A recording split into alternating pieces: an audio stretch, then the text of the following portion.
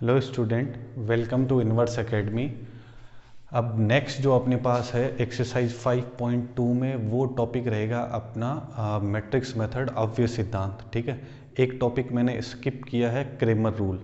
ठीक है, Cramer rule जो है वो जो 2021 है अपने पास 2021 के जो बोर्ड एग्जाम होंगे उसके हिसाब से सिलेबस से रिड्यूस हो चुका है। ठीक है, अगर आपको क्रेमर रूल सीखना है, ठीक है, देन आप डिस्क्रिप्शन में आपको वीडियो का लिंक मिल जाएगा, उसको मैंने सेपरेट अलग से वीडियो बना रखा है। वो क्रेमर रूल से रिलेटेड क्वेश्चन है, वो आपको इस साल बोर्ड एग्जाम में नहीं पूछा जाएगा। राजस्थान बोर्ड 2021 में वो क्वेश्चन नहीं आएगा क्योंकि उस टॉपिक को रिमूव कर दिया गया है। ठीक है, तो क्रेमर रूल के बारे में बात नहीं करके जो 11th क्वेश्चन है एक्सरसाइज 5.2 में 6 तक मैंने लास्ट जो क्लास हुई थी अपन ने 6 क्वेश्चन तक कंप्लीट कर लिए थे 5.2 में, जिसमें अपन ने by using determinant area of triangle अपन कैसे फाइंड आउट करेंगे, सारणी की सहायता से त्रिभुज का क्षेत्रफल कैसे ज्ञात करते हैं उसके बारे में अपन बात कर चुके हैं। ठीक है, तो उसके बाद में जो क्वेश्चन नंबर 7, 8, 9 और आपके पास 10 है वो क्रेमर रूल से रिलेटेड है। ठीक है, तो उसको मैं स्किप कर रहा हूँ यहाँ पे। अगर जस्ट आपको 5 मिनट का वीडियो है, अगर आपको क्रेमर रूल सीखना है तो डिस्क्रिप्शन में आपको लिंक मिल जाएगा, वो जाके आप वीडियो देख सकते हो। ठीक है, और उसमें से कैसे सिस्टम ऑफ इक्वेशन को, जो समीकरण निकाय है उसको कैसे सॉल्व करते हैं वो भी बहुत ईजिली सीख सकते हो। नेक्स्ट मैं स्टार्ट कर रहा हूँ क्वेश्चन नंबर 11। जो मैट्रिक्स मेथड है ये आपको इस साल जो बोर्ड एग्जाम होगा उसके हिसाब से पढ़ना है। ठीक है, अव्यय सिद्धांत बोलेंगे अपन इसको हिंदी में।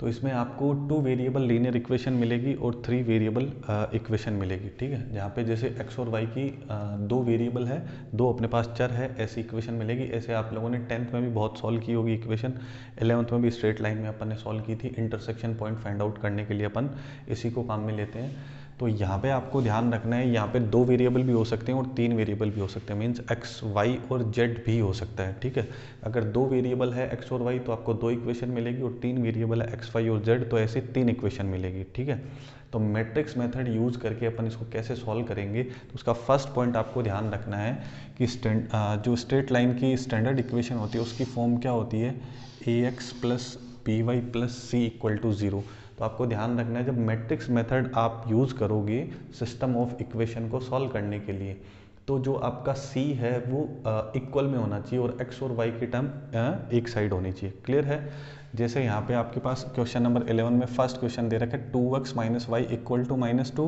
और 3x plus 4y equal to 3। तो यहाँ पे आप नोटिस कर सकते हो कि x और y की टर्म ऑलरेडी पहले से ही क्वेश्चन में एक साइड गिवन है और कांस्टेंट है वो आपको इक्वल में गिवन है।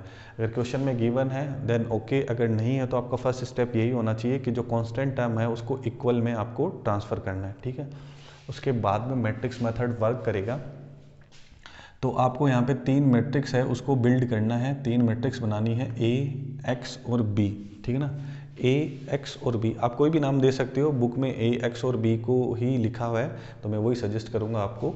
ठीक है, तो ए मैट्रिक्स में सबसे पहले आपको क्या लिखना है। ठीक है, तो जो x और y के कोफिशिएंट है आपके पास सिस्टम ऑफ इक्वेशन में जैसे जैसे गिवन है उनको एज इट इज़ लिखना है आपको। ठीक है, जैसे यहाँ पे फर्स्ट जो आपके पास इक्वेशन है उसमें x का कोफिशिएंट 2 है और y का कोफिशिएंट -1 है। ऐसे ये रो में है तो मैंने इसको भी यहाँ पे रो में पंक्ति में लिख दिया 2 और -1। ठीक है, और सेकंड इक्वेशन में x का कोफिशिएंट 3 है और y का कोफिशिएंट 4 है, तो यहाँ पे 3 और 4 मैंने भी यहाँ पे रो में लिख दिया, तो ये R1 में आ गया और ये R2 में आ गया। तो इस तरीके से आपके पास मैट्रिक्स है वो A बन जाएगी। क्लियर? फिर आपको करना है capital X matrix. Capital X जो है उसमें आपको क्या करना है, वो वेरिएबल लिखने हैं जहाँ जिनकी वैल्यू आपको फाइंड आउट करनी है। तो 2 वेरिएबल है अपने पास चर जिनकी वैल्यू अपने को फाइंड आउट करनी है, वो क्या है, स्मॉल x और स्मॉल y। वो किस में आएंगे, यहाँ पे जैसे ये दिख रही है आपको कॉलम मैट्रिक्स, तो उसमें आएगा। ठीक है, इसका ऑर्डर 2 क्रॉस 2 आपके पास है, तो इसका ऑर्डर क्या है, रो तो 2 है लेकिन कॉलम क्या है, 1 है। ठीक, मोस्ट इंपॉर्टेंट आपके पास नेक्स्ट बनेगी मैट्रिक्स बी, और बी मैट्रिक्स में क्या होगा, आपके पास जो इक्वल में आपने कांस्टेंट लिखे थे वो एज इट इज आएंगे 2 क्रॉस 1 में। तो यहाँ पे क्या -2 और 3, इसीलिए मैंने आपको बोला था पहला स्टेप आपका क्या होना चाहिए कि जो x और y के अलावा जो कांस्टेंट टर्म है वो इक्वल में होनी चाहिए। तो इस फॉर्मेट में आपको पहले जो भी सिस्टम ऑफ इक्वेशन है उसको ऐसे मैट्रिक्स में लिखना है, a, x और b में। क्लियर है? फिर अगर मैं a को x से मल्टीप्लाई करूँ, जैसे a मैट्रिक्स को x से मल्टीप्लाई करूँ और इक्वल में मैं यहाँ पे क्या पुट कर दूँ, b, तो आप देखोगे कि सेम टू सेम ये वापस सिस्टम ऑफ इक्वेशन बन जाएगा। इट मीन्स ए मैट्रिक्स को अगर एक्स से मल्टीप्लाई करें और इक्वल टू बी पुट कर दें तो ये फॉर्मेट जो है इसको मल्टीप्लाई करने पर ए मैट्रिक्स को एक्स से मल्टीप्लाई करके इक्वल टू बी पुट करते हैं तो सेम टू सेम ये वापस दोनों की दोनों इक्वेशंस आपके पास बन जाएगी। इट मीन्स इस सिस्टम ऑफ इक्वेशंस को अपन क्या कर सकते हैं, इस तरीके से मैट्रिक्स फॉर्म में लिख सकते हैं। क्लियर है। अब पहला स्टेप आपने ए एक्स और बी फाइंड आउट कर लिया, ठीक है। अब आपको क्या करना है, यहाँ पे मैट्रिक्स मेथड है, इट मीन्स आपको वहाँ पे क्या करना है, मैट्रिक्स का इन्वर्स करना है। उसको यूज़ करके आपको एक्स और स्मॉल वाई की वैल्यू फाइंड आउट करनी है, ठीक है। तो नेक्स्ट स्टेप आपका क्या होगा, अब एक्स की वैल्यू फाइंड आउट करने के लिए अपन ए को इधर ट्रांसफ़र करेंगे, है ना। तो ये ऐसे बन जाएगा कुछ b अपॉन ए। तो अब आप नोटिस कर सकते हो कि b भी एक मैट्रिक्स है और a भी एक मैट्रिक्स है। तो अपन ने दो मैट्रिक्स के लिए दोनों का सम कर सकते हैं, दोनों का सब्सट्रैक्शन कर सकते हैं, दोनों मैट्रिक्स का कंपैरिजन कर सकते हैं, दोनों मैट्रिक्स को मल्टीप्लाई कर सकते हैं। बट अभी तक ऐसा कोई मेथड नहीं आया है कि एक मैट्रिक्स को दूसरे मैट्रिक्स से अपन डिवाइड करें, ठीक है। तो ये वाला स्टेप आपको स्किप करना है क्योंकि डिवाइड तो अपन कर ही नहीं सकते। तो आपको यहाँ पे क्या लिखना है, देखो यहाँ पे जो मैट्रिक्स ए है उसकी पावर कितनी है आपके पास 1 है और इसी को मैं अगर न्यूमरेटर में लेके जाऊँ, अगर ऊपर ट्रांसफ़र करूँ अंश में, तो ये ए की पावर क्या बन जाएगी -1। इट मीन्स ये क्या बन जाएगा आपके पास ए इनवर्स। तो अगर ए एक्स इक्वल टू बी है तो एक्स इक्वल टू क्या होगा, ए इनवर्स बी। ये हर क्वेश्चन में यही फॉर्मेट रहेगा, इसलिए मैं आपको इतना अच्छे से समझाने की कोशिश कर रहा हूँ, हर चीज़ को रिपीट कर रहा हूँ, ठीक है। तो ए एक्स इक्वल टू बी है तो एक्स इक्वल टू क्या होगा, ए इनवर्स बी, ठीक है। तो बस आपको कुछ नहीं करना है, यहाँ पे एक्स आपको पता है क्या है, स्मॉल एक्स वाई है। अब ए मैट्रिक्स आपको पता है तो आपको उस मैट्रिक्स का इन्वर्स फाइंड आउट करना है, उस इन्वर्स को बी मैट्रिक्स से मल्टीप्लाई करवाना है, देन आपके पास एक्स और वाई की वैल्यू आ जाएगी। तो मोस्ट इंपॉर्टेंट पार्ट रहेगा इसमें how to find A inverse. तो ये अपन डिटेल में बात कर चुके हैं एक्सरसाइज 5.1 में कि किसी मैट्रिक्स का अपन इनवर्स कैसे फाइंड आउट करते हैं। तो यहाँ पे मैं ए जो मैट्रिक्स है उसका इनवर्स फाइंड आउट करूँगा तो सबसे पहले मुझे क्या फाइंड आउट करने रहेंगे, माइनर्स, है ना, उपसारणिक फाइंड आउट करने रहेंगे, उपसारणिक, ठीक है। तो उपसारणिक अगर फाइंड आउट करेंगे तो उसको किससे लिखेंगे, M11, M12, M21 और M22। जितने आपके पास एलिमेंट होंगे उतने आपके पास क्या होंगे, उपसारणिक। अगर आपको इनवर्स फाइंड आउट करना नहीं आता है तो पहले आप वो सीख लो, उसके बाद में आप मैट्रिक्स मेथड से सिस्टम ऑफ इक्वेशन को सॉल्व कर सकते हो, ठीक है। बहुत आसान है। उपसारणिक निकालना है, माइनर्स आपको फाइंड आउट करने हैं तो पहले 2 के लिए करने हैं। इसके लिए मैंने ट्रिक भी बताई थी कि आपको ऐसे जब 1 1 1 2 2 1 और 2 2 के लिए करोगे तो जस्ट अपोजिट ऐसे मिलेगा, है ना। तो अगर 2 के लिए करेंगे तो 2 जिस रो में है और कॉलम में है तो आपको क्या मिल जाएगा वहाँ पे 4, और जब -1 के लिए करेंगे तो आपको क्या मिल जाएगा 3, और 3 के लिए करेंगे तो क्या मिल जाएगा -1, और 4 के लिए करेंगे तो क्या मिल जाएगा 2, ठीक है। माइनर्स कैसे फाइंड आउट करने हैं आपको अच्छे से पता है, ठीक है। उसके बाद में आपके पास क्या आएंगे, कोफैक्टर्स, ठीक है। मैं एक शॉर्टकट वीडियो भी बनाने वाला हूँ जिसमें अपन 2 मिनट के अंदर एडजॉइंट ए और ए इनवर्स फाइंड आउट कर सकते हैं। कोई भी मैट्रिक्स हो, चाहे वो 2x2 का हो चाहे 3x3 का हो, ठीक है। तो वो जैसे ही अभी 1-2 दिन में मैं कोशिश करूँगा जल्दी से अपलोड कर दूँ ताकि वो ट्रिक आपको बहुत हेल्प करेगी कि आपने ए इनवर्स फाइंड आउट किया है वो सही है या गलत है। बट ये आपको ध्यान रखना है कि उसको एग्ज़ाम में आपको अप्लाई नहीं करना है, क्योंकि एग्ज़ाम में आपको कंप्लीट मेथड करना रहेगा, ठीक है। वो कॉम्पिटिटिव एग्ज़ाम के हिसाब से या आप प्रैक्टिस करते हो उस हिसाब से आप उसको यूज़ में ले सकते हो, ठीक है। तो कोफैक्टर्स में आपको क्या करना है, लिखना है F11, F12, F21 और F22, ठीक है। तो यहाँ पे आपको पता है जो इवन प्लेस पे है, जैसे 1 1 1 और 1 क्या हो गया 2 इवन है तो सेम रहेगा, 1 और 2 क्या हो गया ओड विषम हो गया तो इसका साइन चेंज हो जाएगा, 3 का क्या हो जाएगा -3, और 2 1 पे साइन चेंज करना है, 2 और 1 क्या रहेगा आपके पास 3 तो -1 है तो क्या हो जाएगा +1, और 2 2 क्या है 4 इवन है तो सेम रहेगा। क्लियर। अब आपको क्या बनाना है, एडजॉइंट ए। तो एडजॉइंट ए के लिए क्या करना है, जो कोफैक्टर्स है उनको एज इट इज़ पुट कर दो, 4 -3 और 1 और 2। उसका क्या करना है, मोस्ट इंपॉर्टेंट ट्रांसपोज करना है, परिवर्त करना है। तो एडजॉइंट ए आपको क्या मिल जाएगा, ट्रांसपोज मतलब रो को कॉलम बना दो और कॉलम को रो बना दो, तो ये क्या हो जाएगा 4 1 -3 और 2। तो एडजॉइंट ए आपको पता चल गया, ठीक है। और ए इनवर्स का फॉर्मूला क्या होता है, adjoint A upon value of determinant A. तो जो मैट्रिक्स ए है उसका अपन डिटर्मिनेंट बना के उसको सॉल्व करेंगे।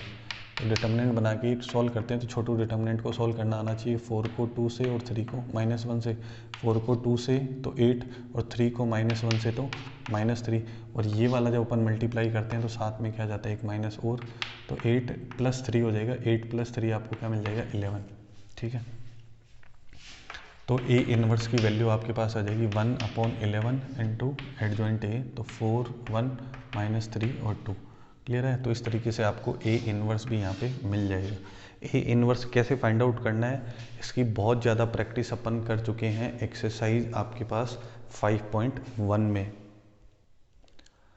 अब जैसे ही अपने को ए इनवर्स मिल गया तो अपन ने जो सीखा था वही अपने को कॉन्सेप्ट अप्लाई करना है मैट्रिक्स मेथड का। ठीक है, तो ए एक्स इक्वल टू बी की फॉर्म में लिखा, एक्स इक्वल टू क्या बन गया, ए इनवर्स बी।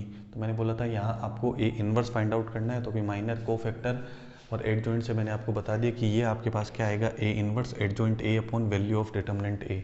तो इसको अपने को यहाँ पुट करना है। यहाँ पे क्या है, A inverse into B. A inverse एक मैट्रिक्स है, उसकी वैल्यू आपके पास है 1/11, 4, 1, -3 और 2 इंटू क्या करना है, बी मैट्रिक्स। बी मैट्रिक्स में आपके पास क्या है, -2 और 3, तो -2 और 3 एज इट इज़ आ जाएगा। ठीक है, और x जो आपके पास कैपिटल X जो मैट्रिक्स लिखी है उसमें आपके पास क्या है, 2 एलिमेंट है, x और y। ठीक है, तो यहाँ पे भी मैं पुट कर देता हूँ x और y। ठीक है, अब ये जो मैट्रिक्स है x है वो किसके इक्वल है, a इनवर्स इंटू बी के। तो जैसे ही अपने पास इसको मल्टीप्लाई कर देंगे तो आपके पास है वो 2 क्रॉस 1 की एक मैट्रिक्स आ जाएगी यहाँ पे। तो x और y को कंपेयर करके अपन वैल्यू फाइंड आउट कर लेंगे। तो मोस्ट इंपॉर्टेंट अपने पास है कि इन दोनों को अपन मल्टीप्लाई कर देते हैं, दोनों मैट्रिक्स को। तो मैट्रिक्स को मल्टीप्लाई करना आना चाहिए, वो मैट्रिक्स में अपन ने बहुत ही इजी तरीके से सीख रखा है। ठीक है ना। रो को किससे मल्टीप्लाई करना है, कॉलम से। तो 4 को -2 से करेंगे तो -8 और 1 को 3 से करेंगे तो +3। क्लियर। फिर सेकंड रो को फर्स्ट कॉलम से करेंगे, क्योंकि सेकंड कॉलम तो यहाँ पे है नहीं, तो फर्स्ट रो को फर्स्ट कॉलम से कर दिया। अब सेकंड रो को फर्स्ट कॉलम से करेंगे, तो सेकंड रो को फर्स्ट कॉलम से करेंगे तो -3 को -2 से करेंगे तो +6 और 2 को 3 से करेंगे तो अगेन +6 मिलेगा आपको। क्लियर है। तो यहाँ पे आ जाएगा XY और -8 + 3 तो क्या मिलेगा आपको, -5 और 6 + 6 क्या मिलेगा आपको, 12। और यहाँ आप नोटिस कर सकते हो बाहर क्या चल रहा है, 1/11। तो जैसे ही अपन इसको अंदर मल्टीप्लाई करेंगे तो अपॉन में 11 यहाँ पे भी बनेगा और अपॉन में 11 यहाँ पे भी बनेगा। अब आप नोटिस कर सकते हो यहाँ पे कि ये जो मैट्रिक्स है वो उसका ऑर्डर भी क्या है, 2 क्रॉस 1, और इस मैट्रिक्स का ऑर्डर भी क्या है, 2 क्रॉस 1। तो 2 क्रॉस 1 की जो मैट्रिक्स है वो इक्वल में है 2 क्रॉस 1 की मैट्रिक्स के। क्लियर है। तो ये दोनों मैट्रिक्स आपके पास इक्वल आ रही है, इट मीन्स अपन दोनों मैट्रिक्स इक्वल है तो अपन इनका कंपेरिजन कर सकते हैं। ठीक है, तो x के इक्वल में क्या आ रहा है, x के इक्वल में क्या आ रहा है, -5/11, क्योंकि 1/11 था उसको मैंने अंदर मल्टीप्लाई कर दिया। तो -5 और 12 क्या बन गया, -5/11, और y की वैल्यू क्या आ जाएगी, 12/11। ठीक है, तो ये आपने क्या किया, इस सिस्टम ऑफ इक्वेशन को, जिसमें 2 वेरिएबल सिस्टम ऑफ इक्वेशन था, तो उसको आपने मैट्रिक्स मेथड से सॉल्व कर लिया। क्लियर है। मैं वापस रिपीट कर देता हूँ, पहले आपको मैट्रिक्स ए बनानी है x और y के कोफिशिएंट से, फिर आपको कैपिटल X मैट्रिक्स बनानी है जिसमें कोफिशिएंट आएंगे x और y, 2 है तो 2, 3 है तो 3। ठीक है, और इक्वल में क्या आएगा, जो c होगा, वो फर्स्ट स्टेप बताया था, c को आपको इक्वल में रखना है। ठीक है, फिर ax इक्वल टू बी का फॉर्मेट बनाना है आपको। ठीक है, ये सेटिस्फाई करेगा वापस, मतलब ए मैट्रिक्स को x से मल्टीप्लाई करके इक्वल टू बी कर दें तो सेम टू सेम वापस इक्वेशन बन जाएगी, ऐसा इसको लिख सकते हैं। ठीक है, फिर x इक्वल टू क्या होगा, a इनवर्स b। ठीक है ना, b/a वाला स्टेप स्किप करना, वो समझने के लिए मैंने बताया था। ठीक है, तो x equal to a inverse b करना है, फिर आपको a इनवर्स फाइंड आउट करना है। तो मेन जो काम रहेगा वो a इनवर्स का ही रहेगा। ठीक है, तो उसमें आपको गलती नहीं करनी है। फिर a इनवर्स को b से मल्टीप्लाई करके आपको x और y की वैल्यू फाइंड आउट करनी है, कंपेरिजन करना है। क्लियर है। अब इसी में अपन देखते हैं नेक्स्ट क्वेश्चन नंबर 2।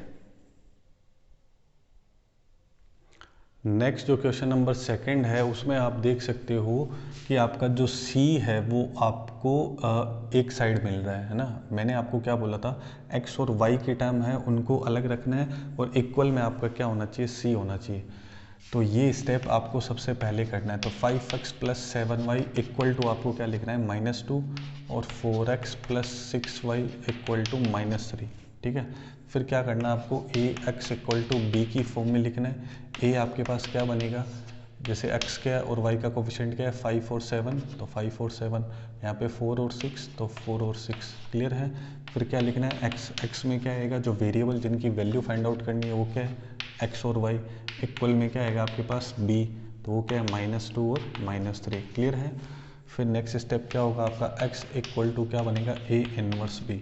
तो x की वैल्यू क्या होगी xy, b की वैल्यू आपको पता है -2 और -3। मोस्ट इंपॉर्टेंट पार्ट आपका क्या रहेगा a इनवर्स, उसको यहाँ पे आपको फिल करना है। ठीक है, तो a इनवर्स कैसे फाइंड आउट करते हैं अभी भी मैंने बताया था। ठीक है, माइनस को फैक्टर और एडजॉइंट अपन फाइंड आउट करेंगे, फिर adjoint a upon determinant a करेंगे तो a इनवर्स की वैल्यू आएगी। और एक्सरसाइज 5.1 में भी अपन ने उसके बारे में बात की थी। तो यहाँ पे जस्ट आपको a इनवर्स पुट करना है, फिर a इनवर्स को और b को मल्टीप्लाई करना है, फिर कंपेयर करके x और y की वैल्यू फाइंड आउट करनी है। तो ये आपको खुद से ट्राई करना है। फिर मैं अभी डिस्कस कर रहा हूँ क्वेश्चन नंबर 3, क्योंकि उसमें आपके पास 3 वेरिएबल होंगे एक्स बी, वाई बी और जेड बी। क्लियर है। तो क्वेश्चन नंबर 3 मैं आपको बता रहा हूँ। नेक्स्ट क्वेश्चन नंबर 3 इंटरेस्टिंग है, क्योंकि इसमें आपके पास 3 वेरिएबल्स है एक्स वाई और जेड। तो आपको सिस्टम ऑफ इक्वेशन में इक्वेशन भी कितनी मिल रही है, 3 मिल रही है। ठीक है, तो यहाँ पे आप नोटिस कर सकते हो कि फॉर्मेट सेम रहेगा, ए एक्स इक्वल टू बी की फॉर्म में लिखेंगे, बट यहाँ पे जो आपका ए होगा वो 3x3 का बनेगा, है ना। तो ए बनाने के लिए आपको क्या करना है, एक्स वाई जेड के कोफिशिएंट लिखने हैं। तो यहाँ पे एक्स का कोफिशिएंट 1 है, वाई का 1 है और जेड का क्या है -1। तो क्या आएगा 1 1 और -1। और सेकंड अपन इक्वेशन को देखें तो क्या बनेगा 3 1 और -2। और थर्ड में आपके पास क्या बनेगा 1 -1 और -1। तो इस तरीके से मैट्रिक्स ए बनेगा। एक्स में आपके पास क्या आएगा, इस बार 3 चीज़ें आने वाली है, एक्स वाई और जेड। क्लियर है। पहले जब अपन कर रहे थे, जब 2 वेरिएबल थे तो एक्स और वाई आ रहा था, अभी 3 वेरिएबल है तो एक्स वाई और जेड बनेगा।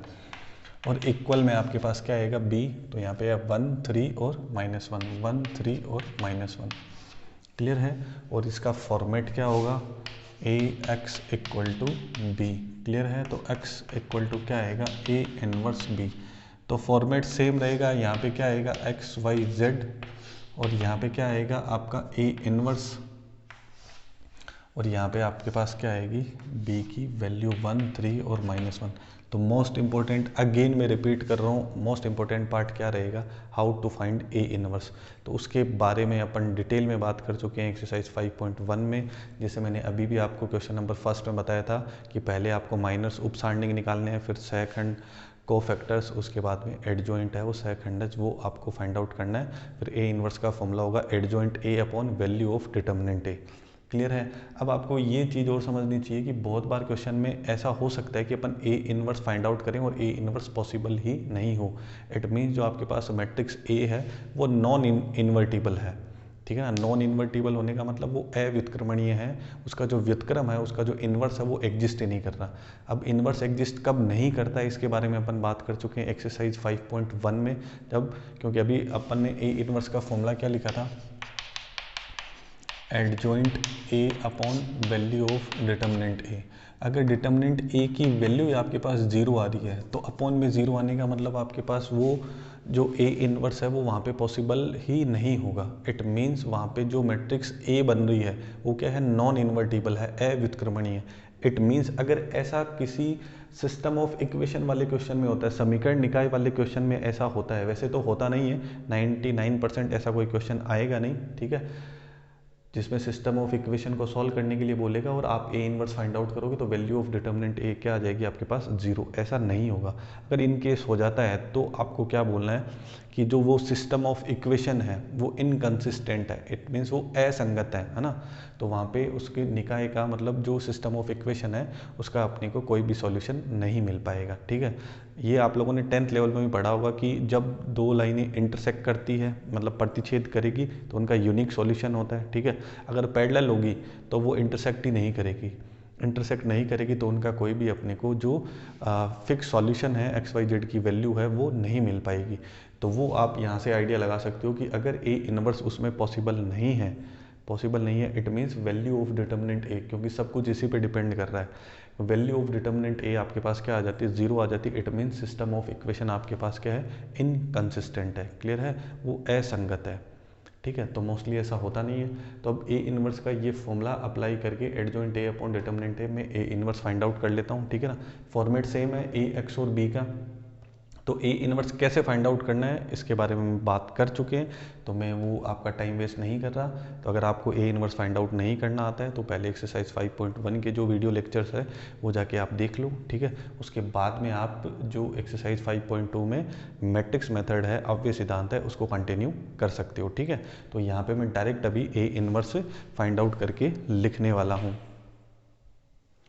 तो ये मैंने ए इनवर्स फाइंड आउट करके यहाँ पे लिख दिया। उसके बाद में आपको वही कॉन्सेप्ट करना है, ए इनवर्स को बी से मल्टीप्लाई करना है और यहाँ पे इसको डिटर्मिनेंट की मैं वैल्यू फाइंड आउट की मैंने। तो डिटर्मिनेंट की वैल्यू मुझे क्या मिली, 2 मिली। नॉट इक्वल टू क्या है, 0। इट मीन्स ए इनवर्स यहाँ पे पॉसिबल है, ठीक है। अगर गलती से अपने पास वैल्यू ऑफ डिटर्मिनेंट क्या आ जाती, 0 आ जाती, तो ये सिस्टम ऑफ इक्वेशन क्या हो जाता, इनकन्सिस्टेंट हो जाता, असंगत हो जाता, ठीक है। तो अभी आपको सेम फॉर्मेट अप्लाई करना है, X Y Z as it is मैंने लिख दी 1/2। अब मैट्रिक्स को क्या करना है, मल्टीप्लाई करना है दोनों को। तो रो को कॉलम से मल्टीप्लाई करेंगे तो -3 को 1 से तो -3 और 2 को 3 से तो मिलेगा प्लस का 6, ये आ जाएगा प्लस का 1, ठीक है। और फिर सेकेंड रो को फर्स्ट कॉलम से करेंगे तो 1 का 1 के साथ, फिर आएगा 0, फिर आएगा +1, फिर -4 को 1 से करेंगे तो -4 और 2 को 3 से करेंगे तो आएगा 6 और -2 को -1 से आएगा प्लस का 2। क्लियर। तो यहाँ पे आपके पास आएगा एक्स वाई और जेड और 1/2, ठीक है। तो -6 और ये क्या हो गया 7 -3 क्या आ जाएगा आपके पास 4 और 1 हो जाएगा 2 और 6 और 2 8 -4 आपके पास क्या हो जाएगा 4। तो 2 का डिवाइड कर देंगे अपन सब में, ठीक है। तो ये 2 डिवाइड में है तो ये यहाँ पे भी आएगा, यहाँ पे भी आएगा और यहाँ पे भी आएगा, तीनों के पास डिवाइड में आएगा।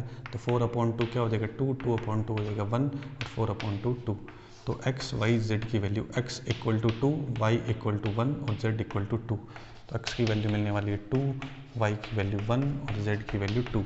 तो ये जो वैल्यू आई है वो कोई भी इक्वेशन में आप पुट करके देख सकते हो, तो वो यहाँ पे इक्वेशन को क्या करेगी, सेटिस्फाई करेगी। 2 और 1 और 2, तो 2 + 1 क्या होगा 3, 3 - 2 क्या होगा आपके पास 1। तो ये इक्वेशन को क्या कर रहा है, सेटिस्फाई भी कर रहा है। इट मीन्स अपना आंसर क्या है, सही है। इसी तरीके से आपके पास है क्वेश्चन नंबर 4, जो 11th क्वेश्चन है उसी में आपको क्वेश्चन नंबर 4 गिवन है, ठीक है। जिसमें अगेन आपको 3 वेरिएबल वाली लीनियर जो 3 वेरिएबल वाली इक्वेशन है वो आपको दिख रही है। तो सेम आपको ए एक्स और बी वाला कॉन्सेप्ट यूज़ करना है, आपको ए इनवर्स फाइंड आउट करना है। बट आपको ये ध्यान रखना है कि जब 3x3 के लिए आप ए इनवर्स फाइंड आउट करोगे तो उसमें थोड़ा सा टाइम लगेगा, है ना। तो उसको लेके आपको परेशान होने की ज़रूरत नहीं है, वो टाइम है वो सबको ही लगता है।